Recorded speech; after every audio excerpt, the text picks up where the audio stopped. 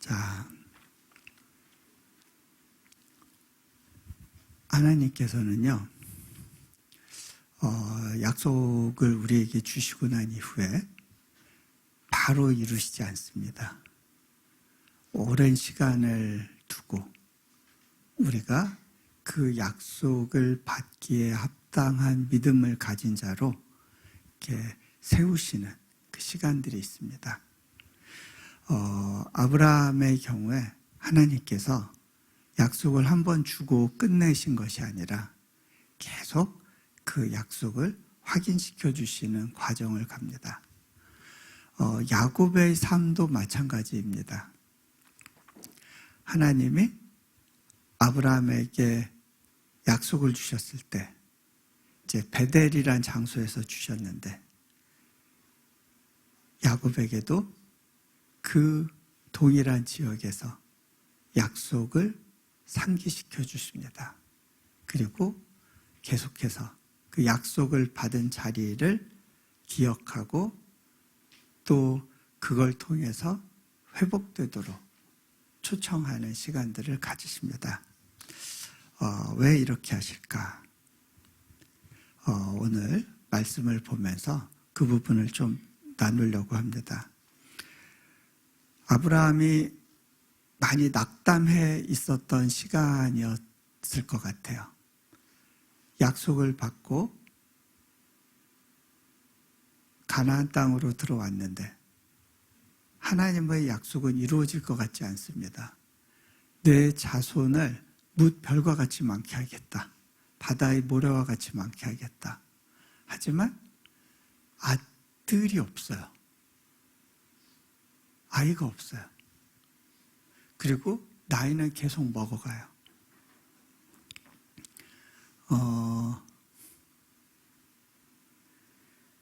그러는 가운데 하나님께서 아브라함을 찾아오십니다.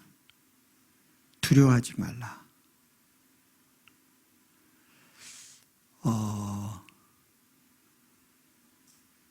하나님이 우리에게 이 말씀을 주실 때 오늘 위로가 있습니다.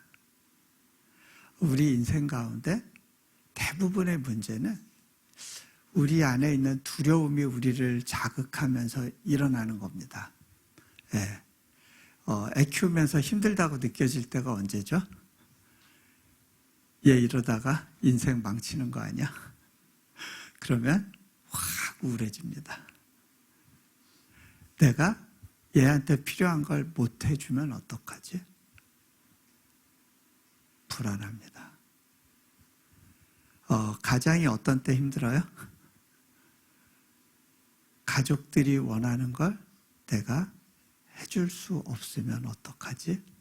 그 생각이 들어오는 순간, 그 불안이 내 마음에서 일하게 됩니다. 불안이 나를 끌고 가죠. 또 뭐 경제가 어려워진다. 앞으로 좀 더 어려운 일들이 벌어질 수 있다. 그런 이야기가 나오면 확 위축됩니다. 한국 분들 보면요. 저는 이제 밖에 나가 있으니까 한국 사회를 조금 더 객관적으로 볼 수 있게 되는 것 같아요.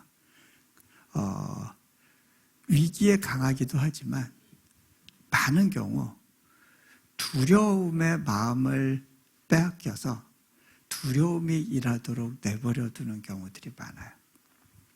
그러면 뭔가 되는 것 같긴 해요. 근데 결과가 좋지 않습니다. 자, 아브라함아 두려워하지 말라. 나는 내 방패요. 내 상급이다. 방패가 된다는 건 어떤 걸까요? 실은 하나님을 믿고 떠나온 삶에서 제일 어려운 부분이 두려움입니다.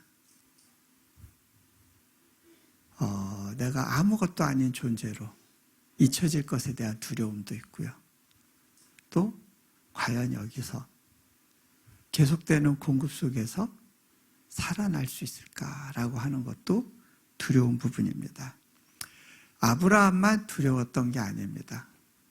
하나님의 약속을 주셨던 사람들은 다 두려움과의 전쟁을 벌여야 됐습니다. 다윗이 사무엘 하에 보면 이제 인생 시를 이제 고백을 하는데 그 시편의 대부분의 내용이 뭐냐면 결국 하나님이 날 보호하신다는 내용입니다. 여호와는 나의 방패시요 피할 바위시요 산성이시요 요새시요 나의 피난처시요. 다 뭐예요? 나를 보호하시는 분. 다윗이 비록 왕으로 있었지만 두려웠습니다. 수많은 전쟁을 치렀습니다. 그 전쟁 중에 한 번만 져도 완전히 모든 걸 잃는 겁니다. 그 수많은 전쟁 앞에서 한 전쟁 한 전쟁 다 만만하지가 않았습니다. 그 다윗이 의지할 수 있었던 유일한 대상이 하나님이었어요. 자, 제가 그 첫날 보여드리려고 했던 그 영상이 아니라 그 사진 자료들이 있는데요. 거기 그 자료 중에 그 첫 번째 사진 좀 먼저 보여주시겠어요? 저게 다윗이 목동으로 있었던 유대 광야의 모습입니다. 저런 모습이고요. 끝에서 두 번째 사진 좀 잠깐 보여주시면 좋겠습니다.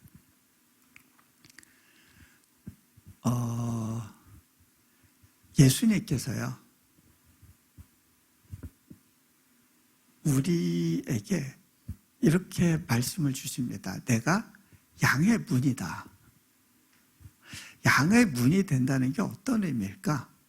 제가 그 몽골 지역에서 초원에 머물면서 궁금했던 것이 있었습니다.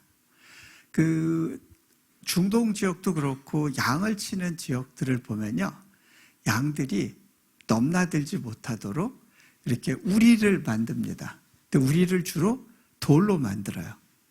그러면 이제 돌담으로 이렇게 만든 곳에 문이 없어요.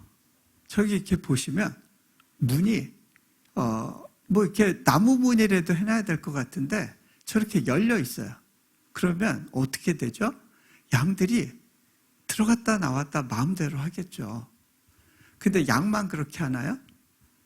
늑대도 양을 잡아 먹으려고 할 때 저 문으로 들어가면 되는 거예요. 근데 문이 따로 없어요. 궁금했어요. 도대체 저거 만들어 놔봐야 저렇게 문이 열려 있으면 양들 왔다 갔다 하고 어떻게 보호가 되지?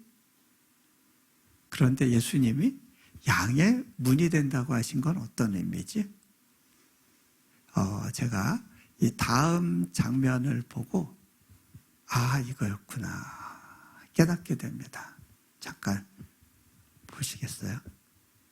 저분을 누가 막아서요? 목자가.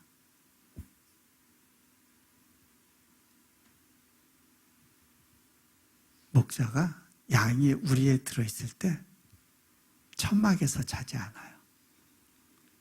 우리에서 양을 지켜요. 저 입구를 몸으로 막아서요. 예수님께서 말씀하세요.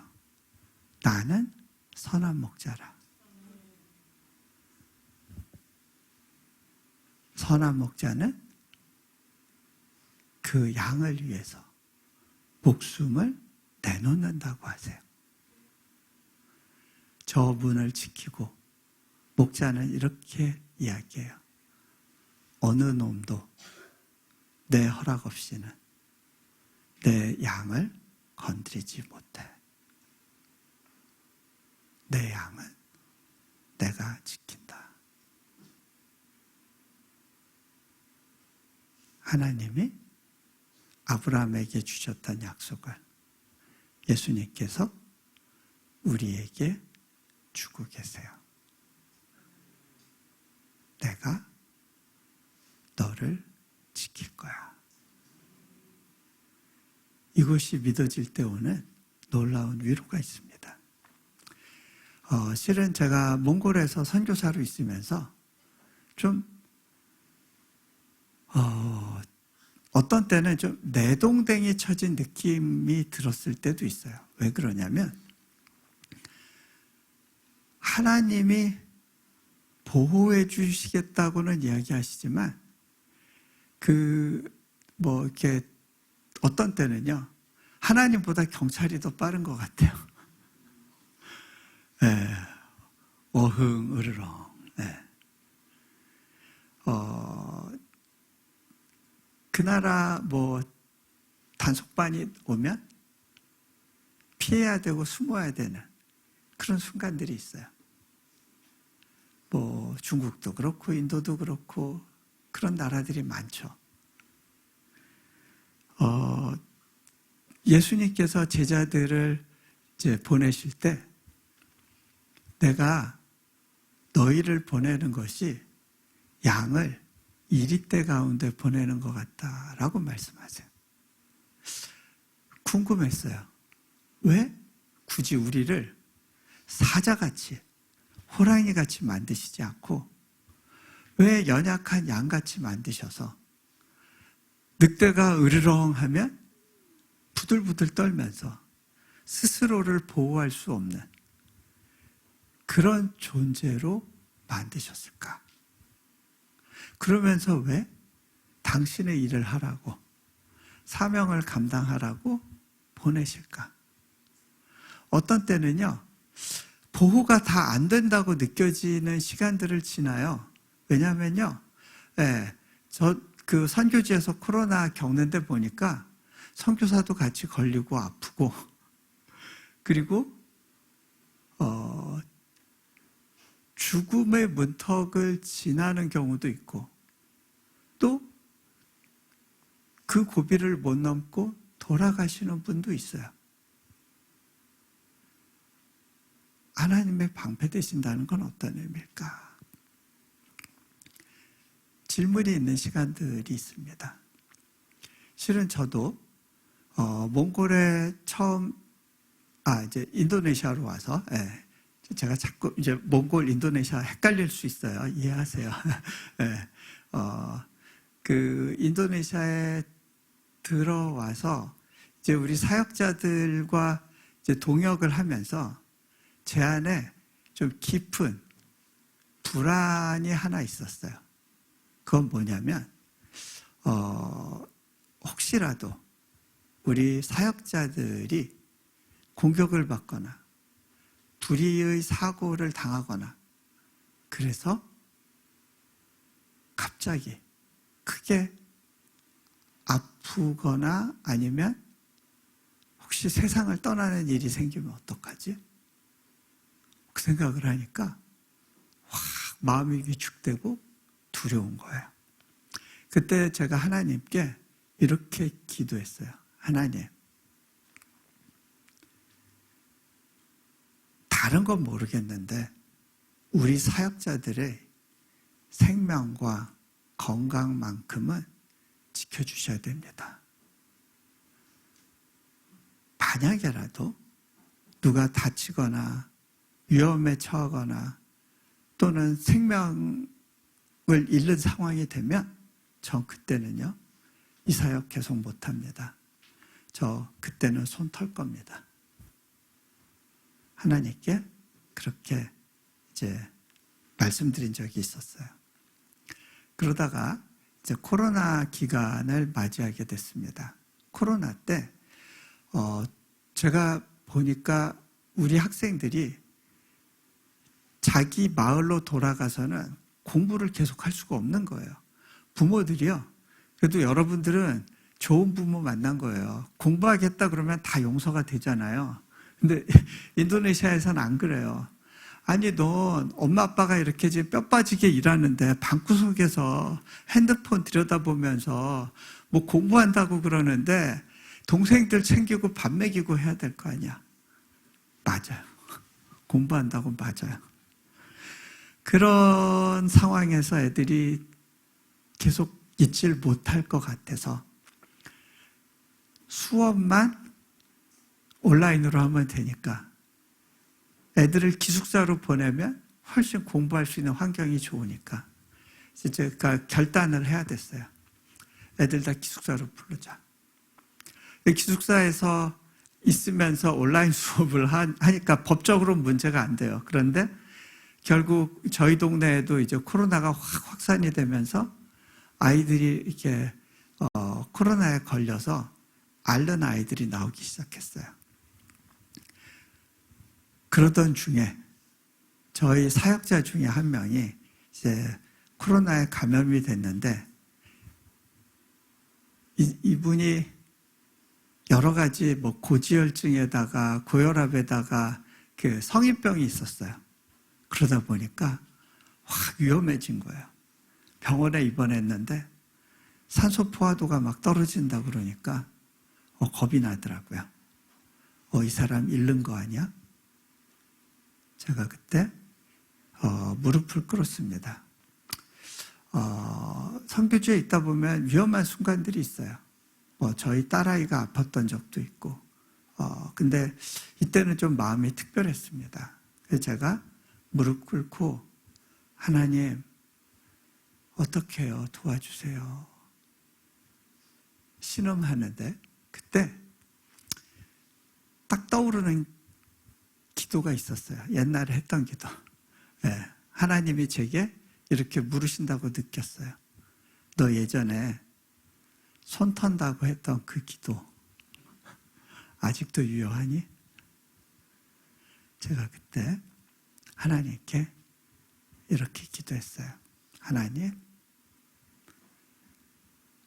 저 기도 바꿀게요. 어떠한 희생이 온다 하더라도 제가 이 자리를 지키겠습니다. 그런데요, 그 기도를 하고 난 이후에 비로소 이 친구 살았구나 라는 생각이 들어요. 여러분, 우리에게 다가오는 수많은 위협, 그 처음에는요, 그게 호랑이의 어흥같이 보여요. 그런데 믿음 안에서 하나님이 허락하시면 받겠습니다. 이유가 있겠죠 하고 수용하게 되잖아요. 그러면 그것이 고양이의 야옹이 됩니다. 저는 선교지에 나가 있으면서 이런저런 공격과 모함과 위협을 많이 받았어요. 네. 뭐 이런 사역을 할 때는 이게 패키지인 것 같아요. 그래서 저는 누구보다 많이 당해봤기 때문에 제가 위로할 자격이 충분히 되는 것 같아요. 네. 그런데 한 번은 그 어느 특정 시기에 감옥 보내겠다는 그런 위협을 몇 번 받았어요. 근데 제가 실은 감옥에 대한 일말의 두려움이 있었어요. 왜 그랬냐면 선교지에서 대학 하시는 분들 중에 어려움 겪는 분들이 많더라고요. 그리고 한국에서도 그때 이제 한동대학교에 김영길 총장님이 감옥에 가실 일이 있었어요. 이제 그게 저한테는 약간의 막연한 불안감으로 작용했던 것 같아요. 이 사역하다 삐끗하면 이런저런 공격에 뭐 다양하게 뒤집었을 게 있을지 모른다. 그런 일말의 불안함이 있었는데 아니나 다를까 그런 이제 위협을 받으니까 확 다운이 되더라고요. 그러던 중에 제가 저를 후원해 주셨던 후원자분과 이제 식사할 일이 있었어요. 제가 이제 좀 위로도 필요하고 그래서 뭐 여기저기서 감옥 보내겠다고 그러네요. 뭐 그런 얘기를 했어요. 네. 심지어는 이제 저희 학교 자카르타 인터내셔널 유니버시티라는 그 이름을 미리 도메인 등록이랑 뭐 이렇게 상표 등록을 다 해놓은 그룹이 있었어요. 그 명칭을 계속 쓰면 당신들 고발해서 감옥 보내겠다. 막 이제 그런 뭐 그 변호사의 그 계고장이 날라오고 뭐 그러니까 제가 그거를 이렇게 나눴어요. 그랬더니 그분이 정색을 하면서 선교사님, 근데요 왜 감옥 가면 안 되죠? 그러는 거예요. 남의 일이라고 좀 쉽게 말씀하시네 싶었어요. 근데 곰곰이 생각해 봤어요. 그분이 그러시더라고요. 아니, 성경에 보면 복음 전하다가 다 감옥에 가고 그러잖아요. 바울도 가고. 근데 왜 굳이 제가 이제 근데요, 이 한국 감옥이면 또 모르는데 인도네시아 감옥이 좀 험해요. 뭐 그러고 있는데 딱 생각이 드는 게 그럴 수도 있지. 근데 이제 그분이 그러시는 거예요. 아니,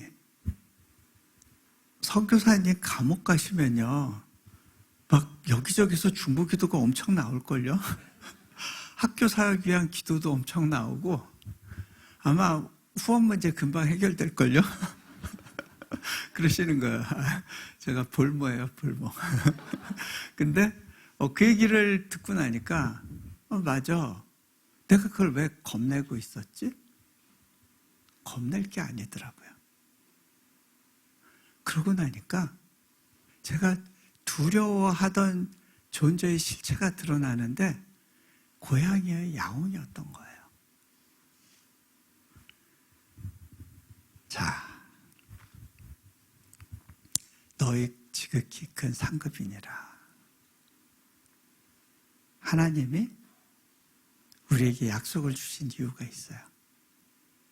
하나님 자신을 선물로 주길 원하시는 거예요. 제가 그분의 약속과 함께 걸으면서 배운 것이 있어요. 그건 바로 내가 원하는 뭔가가 이루어지는 것이 그게 상급이 아니더라고요. 그 과정에서 만난 신실하신 하나님, 그분이 우리의 상급이 되더라고요. 그걸 놓치면 다 잃는 거예요. 아브라함에게 있어서 약속의 성취는 이삭이 태어난 게 아니에요. 이삭이 태어나는 과정에서 경험한 하나님의 신실하심이에요. 그렇기 때문에 하나님께서는 그 이삭을 통해서 메시아를 이 땅 가운데 보내실 계획을 가지고 그 약속을 이루어 가시죠. 그 과정 가운데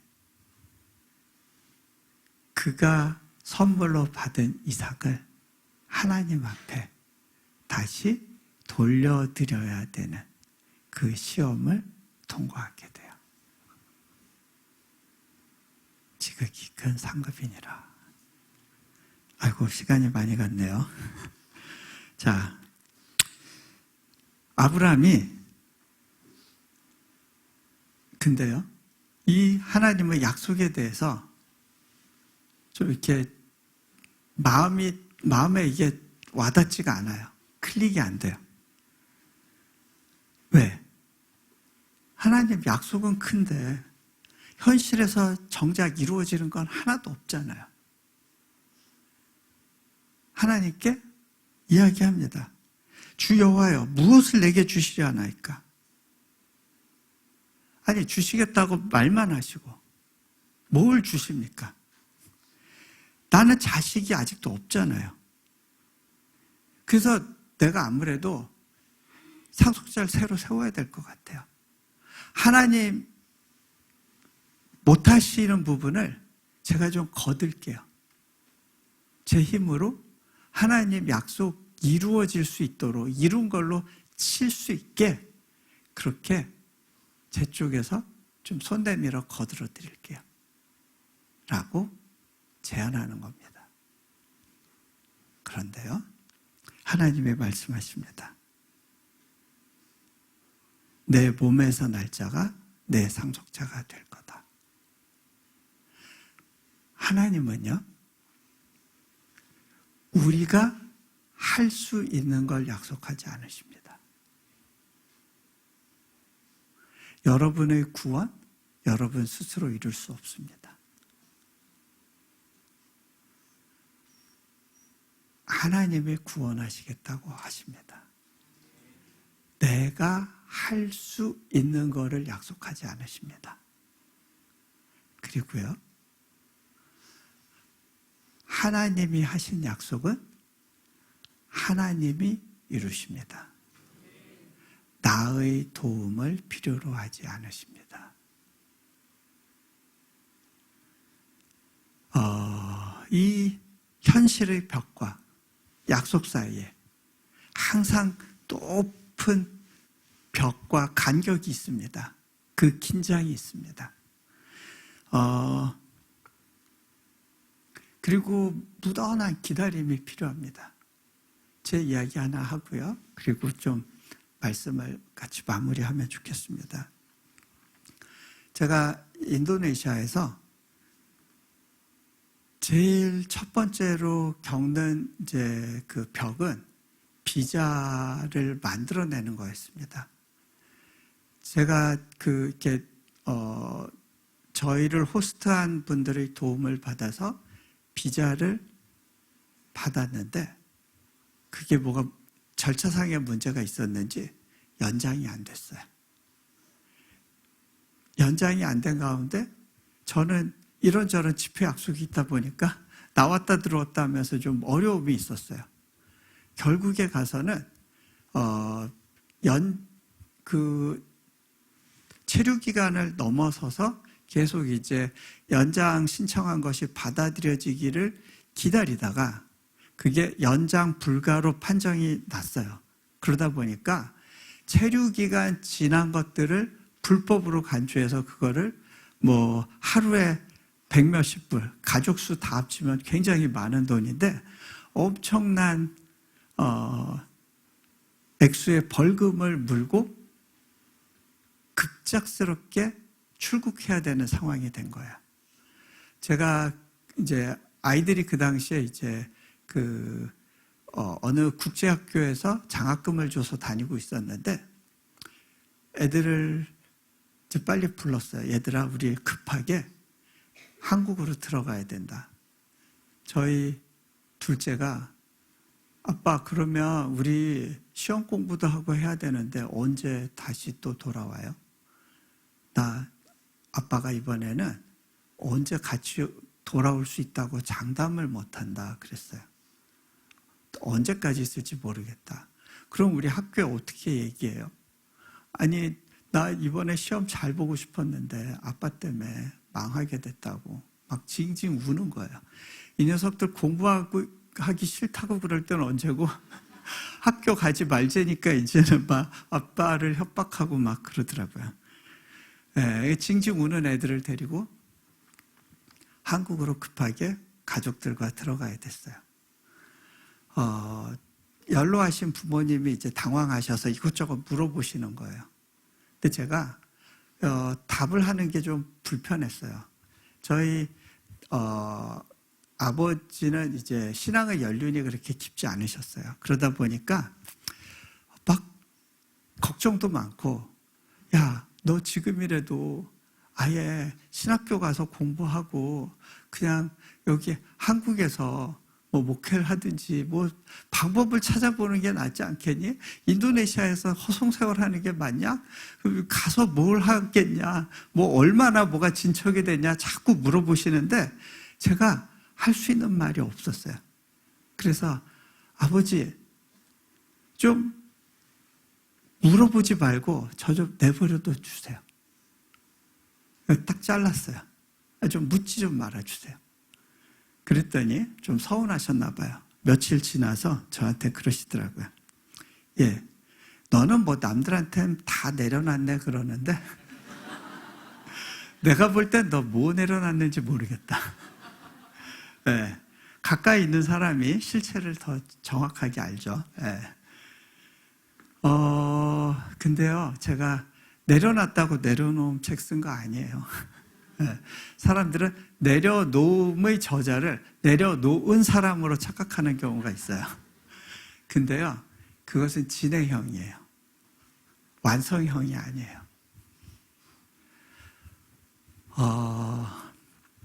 그때 마음이 무거운 상태로 한 교회 집회에 가게 됐어요.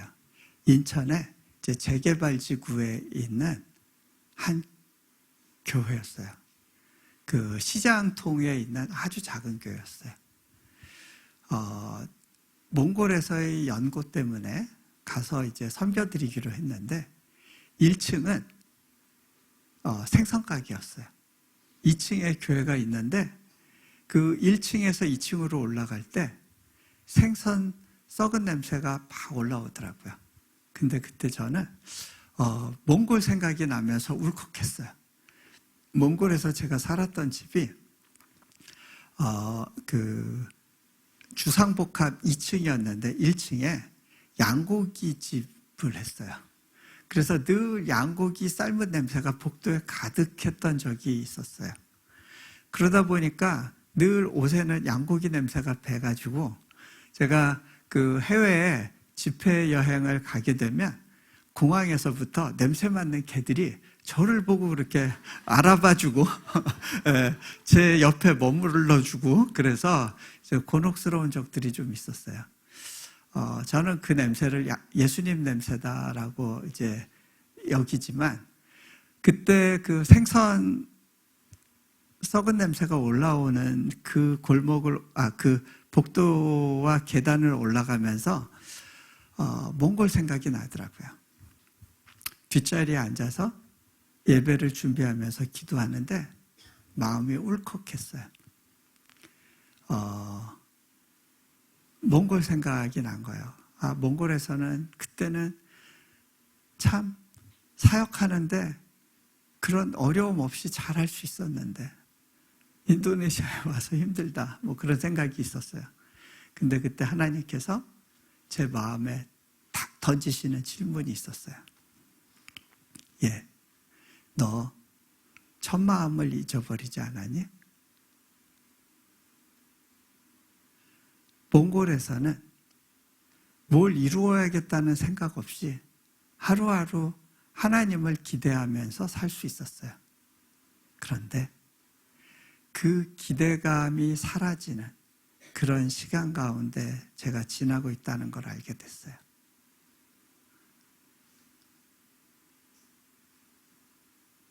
뜨끔하더라고요.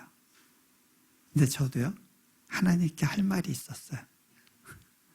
하나님, 제 이 두 손에 수많은 젊은 이들의 교육의 기회를 맡겨주시겠다면서요. 그런데 정작 저는 우리 애들 학교 교육조차 시킬 수 없는 상황 아닙니까? 이런 가운데 저보고 뭐 하라 하시는 겁니까? 최소한 이 사역을 할 수 있게 하시려면 비자 문제는 해결해 주시면서 뭐 하라고 해야 되는 거 아닌가요? 현실의 벽은 높은데 하나님이 나를 위해서 일해주고 있는 것 같지가 않다고 저도 한마디 했어요. 그랬더니 하나님께서 그 마치 뭐와 같냐면 제가 한 말이 아브라함이 또 이르되 주께서 내게 씨를 주지 아니하셨으니 내 집에서 길린 자가 내 상속자가 될 것이니이다. 하나님 안 도와주시니까 내 방법 찾아야 되는 거 아닙니까? 하나님이 제게 던지시더라고요. 네가 너의 아이들의 교육 문제만이라도 스스로 해결할 수 있니?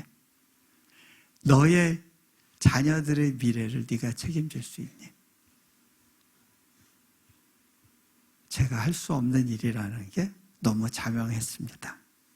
그래서 제가 얘기했죠. 하나님, 제 힘으로 할 수 없는 거죠.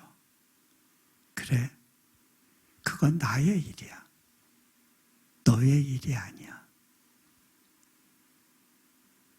그때 제게 찾아오는 자유가 있었습니다. 하나님, 그렇군요. 하나님께 온전히 아이들의 미래를 맡겨드릴게요.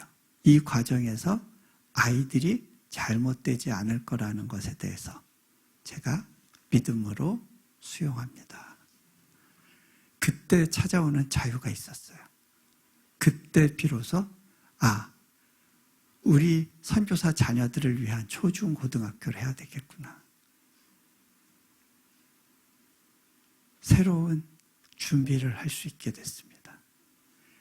제가 갖고 있는 부담이 하나님께 내려질 때 새로운 도전과 사명이 주어지더라고요.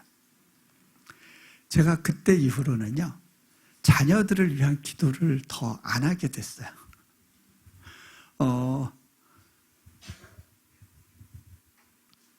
여러분, 기도의 끝은 기도 응답이 아니에요. 하나님께 그 문제를 맡겨드릴 수 있게 됐을 때 거기서 기도가 멈추더라고요. 자, 시간이 많이 가서 마무리를 일단 하겠습니다. 하나님이 아브라함을 어떻게 회복시키느냐? 아브라함이 장막 속에 갇혀서 현실의 문제를 가지고 씨름을 하고 있었어요. 하나님은 그 장막에서부터 아브라함을 끄집어내십니다. 그리고 별을 보여주십니다. 내가 누구인지 기억해라. 별을 보여주시는 거죠. 하나님은 내가 약속을 이룰 거야 말씀하시기 전에 당신이 누구신지를 보여주십니다. 이번 집회는 결국 하나님께서 장막 속에 갇혀서 씨름하고 있는 여러분을 장막 밖으로 끌어내시는 도구로서 허락하신 거 아닌가라는 생각을 합니다. 그제서야 비로소 아브라함이 하나님을 믿게 됩니다. 여러분, 이 믿음도 거저 얻어지는 게 아니라 하나님의 열심으로 되어지는 거예요.